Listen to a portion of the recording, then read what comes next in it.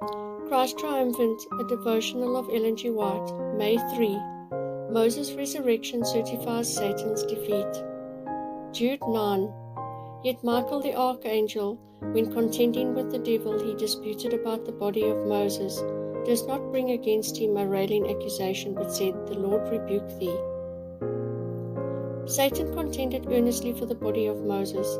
Again he sought to enter into controversy with Christ in regard to the injustice of God's law, and with deceiving power reiterated his false statements about not being fairly treated.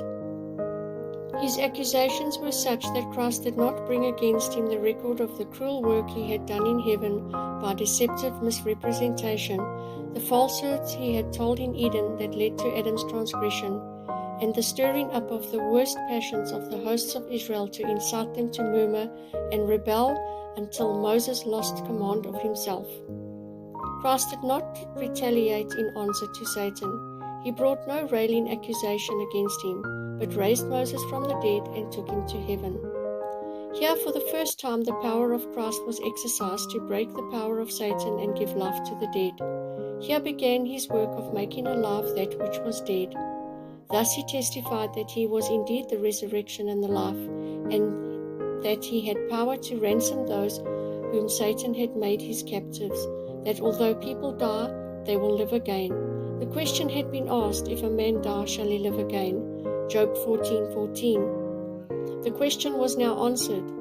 This act was a great victory over the powers of darkness. This display of power was incontrovertible testimony to the supremacy of the Son of God. Satan had not expected that the body would be raised to life after death. He had concluded that the sentence, dust thou art, and unto dust thou shalt return, gave him undisputed possession of the bodies of the dead. Now he saw that he would be despoiled of his prey, that mortals would live again after death. After Moses was raised to life, the heavenly gates of paradise were opened, and Jesus passed in with his captive. No longer was Moses the captive of Satan.